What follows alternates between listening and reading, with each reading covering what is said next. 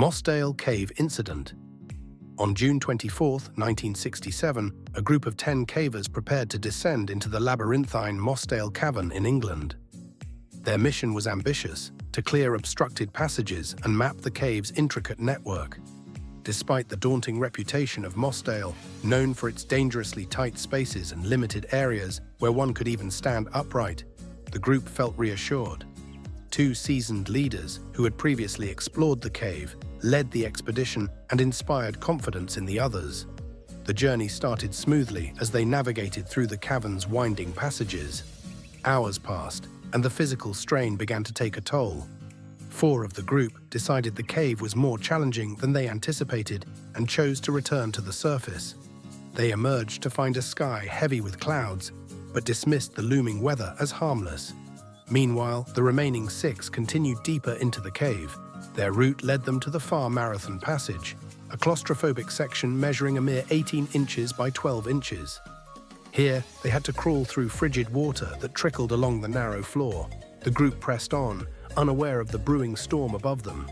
Outside, rain began to fall. The surface team initially took shelter, believing it to be nothing more than a passing shower.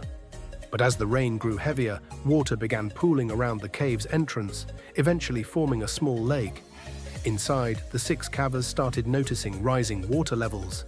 Concerned but not panicked, they decided to abandon their exploration and head back.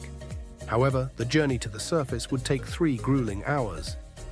As they retraced their steps, the water levels rose alarmingly. Narrow passages that had been challenging to navigate became treacherous as the flow of water increased. The cavers scrambled to reach higher chambers, desperately seeking pockets of air. Outside, rescuers quickly realized the severity of the situation. Volunteers and emergency teams worked tirelessly, setting up pumps to remove water from the cave and inject oxygen into the passages. Despite their heroic efforts, it was too late. Trapped by the rapidly rising floodwaters and suffocated in the confined spaces, all 6 cavers perished. The Mossdale Cave incident remains one of the most tragic events in caving history, a haunting reminder of the unpredictable dangers of the natural world. The Shaft Sinkhole Tragedy. On May 28, 1973, 9 skilled divers convened at Mount Gambier's Shaft Sinkhole, a unique underwater site in Australia renowned for its otherworldly beauty and inherent dangers. The sinkhole had a small, narrow opening that led to a hidden lake 20 feet below the surface. Once inside, sunlight created a mesmerizing beam that illuminated the crystal-clear water and served as a natural guide for divers, so long as they remained in the main chamber. The group agreed to keep their dives within a safe depth of 200 feet. At this range, they could still see the guiding light, avoiding disorientation.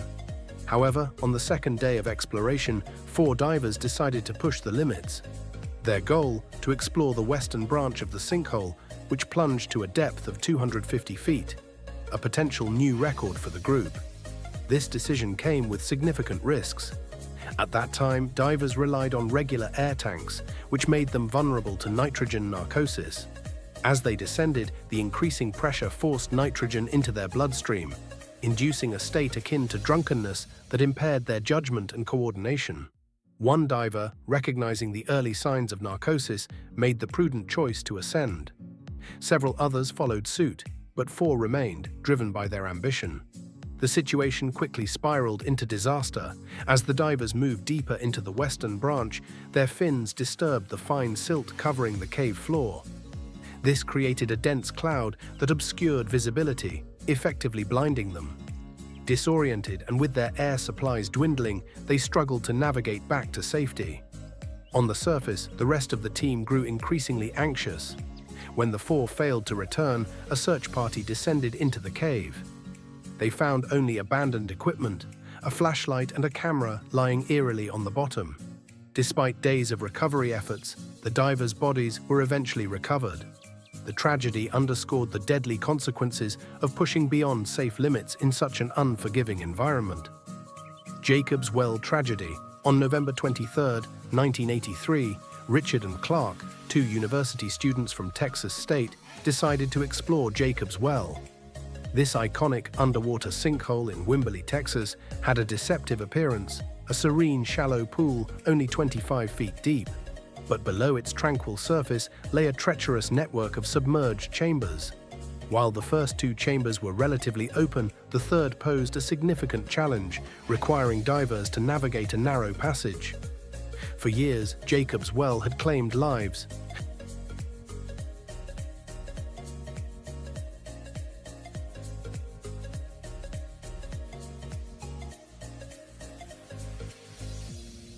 Inexperienced divers often underestimated its dangers, lured by its beauty and the thrill of exploration. The cave's fourth chamber was particularly notorious. A tiny opening led to a confined space filled with loose gravel, which had caused previous fatalities. Attempts to seal off the entrance were thwarted by daring explorers who reopened it, leaving behind ominous messages warning others of the risks.